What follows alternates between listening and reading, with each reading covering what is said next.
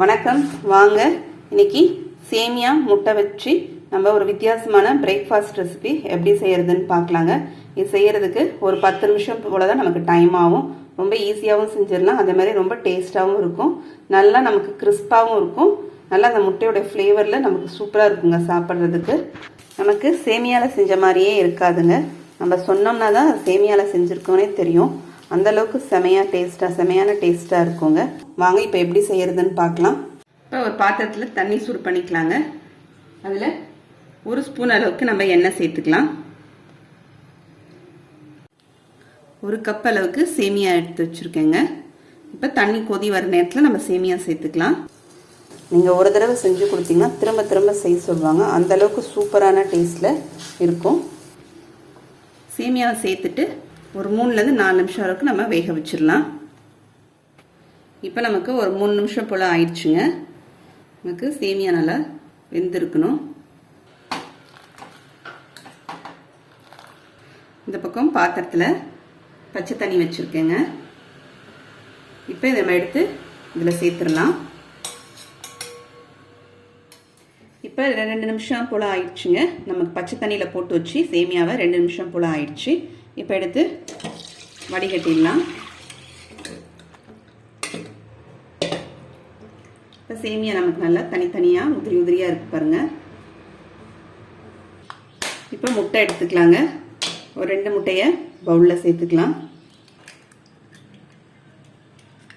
இப்போ இந்த மஞ்சள் போர்ஷன் மட்டும் நம்ம தனியாக எடுத்துக்கலாங்க. பவுலில் எடுத்து வச்சுக்கலாம்.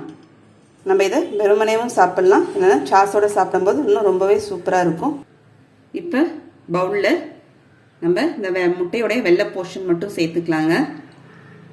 ஒரு பச்சை மிளகாவை குட்டி குட்டியாக கட் பண்ணி எடுத்து வச்சுருக்கேங்க, அதை சேர்த்துக்கலாம். 2 டேபிள் ஸ்பூன் குட்டியாக நறுக்கின கொத்தமல்லி தழை, ஒரு 2 டேபிள் ஸ்பூன் பொடிசாக நறுக்கின வெங்காயங்க, தேவையான அளவுக்கு உப்பு சேர்த்துக்கலாம். ஒரு ஃபோர்க் வச்சு கலந்து விட்டுக்கலாங்க. இப்போ நம்ம வேக வச்சு எடுத்து வச்சுருக்கிற சேமியாவை இதில் சேர்த்துடலாம். இது கூட 2 டேபிள் ஸ்பூன் அளவுக்கு அரிசி மாவு சேர்த்துக்கலாங்க. இந்த ஸ்பூனால் 2 ஸ்பூன் அரிசி மாவு சேர்த்துட்டு எல்லாத்தையும் கலந்துக்கலாம்.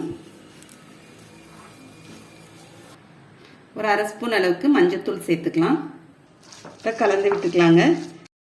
இப்போ நமக்கு இன்னும் கொஞ்சம் சேந்தாப்புல வராத மாதிரி இருக்குது பாருங்கள். அதுக்கு நம்ம இன்னொரு முட்டையோடைய வெள்ளை போர்ஷனை எடுத்து வச்சுருக்கேன் பாருங்கள், சேர்த்துக்கலாம். தண்ணி சேர்க்காதீங்க, முட்டையே சேர்த்துக்கலாம். முட்டையோடைய வெள்ளை போர்ஷன் மட்டும். இப்போ நமக்கு கரெக்டாக இருக்குங்க. நல்லா கலந்து விட்டுடலாம். இப்போ ஸ்டவ்வில் ஒரு பேன் எடுத்து வச்சுக்கலாங்க. அதில் எண்ணெய் சேர்த்துக்கலாம். ஒரு டேபிள் ஸ்பூன் அளவுக்கு எண்ணெய் சேர்த்துக்கலாங்க. இப்போ நம்ம கலந்து வச்சுருக்க சேமியா முட்டை கலவையை ஊற்றிக்கலாம். ஒரு ஸ்பூன் வச்சு நடுவில் ரவுண்ட் பண்ணி விட்டுக்கலாங்க. இன்னொன்று ஊற்றிக்கலாங்க. இப்போ இதையும் நடுவில் குழி பண்ணிக்கலாங்க. கொஞ்சம் மீடியமுக்கும் லோக்கும் ஒரு நடு ஃப்ளேமில் ஒரு 5 நிமிஷம் நமக்கு வேகட்டும். இப்போ நம்ம திருப்பி போட்டுடலாங்க.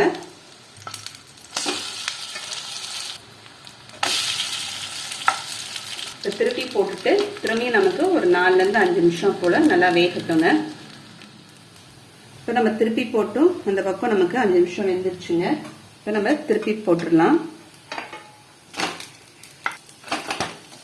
இப்போ நம்ம எடுத்து வச்சுருக்க இந்த மஞ்சள் போர்ஷனை நம்ம சேர்த்துக்கலாம். இந்த ஹோல் நடுவில் பண்ணியிருக்கோம்லங்க, அதில் சேர்த்துடலாம். சூப்பராக இருக்கு பாருங்கள். டேஸ்ட்டும் ரொம்பவே நல்லாயிருக்கும். பசங்க வித்தியாசமாக இருக்குன்னு ஒரு பிரேக்ஃபாஸ்ட் விரும்பி சாப்பிடுவாங்க. இப்போ இதுக்கு மேலே கொஞ்சமாக உப்பு சேர்த்துக்கலாங்க. கொஞ்சமாக மிளகுத்தூள் சேர்த்துக்கலாம். சாயந்தரத்தில் ஈவினிங் ஸ்நாக்ஸாக கூட அவங்களுக்கு செஞ்சு கொடுக்கலாங்க. சேர்த்துட்டு மூடி விட்டுறலாங்க. சிம்மில் ஒரு 2 நிமிஷம் போல் நமக்கு இருக்கட்டும். நல்லா லோ ஃப்ளேமில் 2 நிமிஷம் வச்சிடலாம். இப்போ நமக்கு 2 நிமிஷம் போல் ஆயிடுச்சு. நம்ம எடுத்துடலாங்க. பாருங்கள் எவ்வளோ சூப்பராக வந்துருக்குன்னு. இப்போ நமக்கு ஒரு சூப்பரான சேமியா முட்டையை வச்சு நம்ம பிரேக்ஃபாஸ்ட் ரெசிபி ரெடி பண்ணிட்டோங்க. 10 நிமிஷம் தான் ஆகும். ரொம்ப ஈஸியாக செஞ்சு கொடுத்துடலாம். நீங்களும் இந்த மாதிரி செஞ்சு பாருங்கள். செஞ்சு பார்த்துட்டு எப்படின்னு கமெண்ட் பண்ணுங்கள். உங்களுக்கு இந்த வீடியோ பிடிச்சிருந்தா லைக் பண்ணுங்கள், ஷேர் பண்ணுங்கள், சப்ஸ்கிரைப் பண்ணுங்கள். அடுத்த வீடியோவில் பார்க்கலாம். தேங்க்யூ.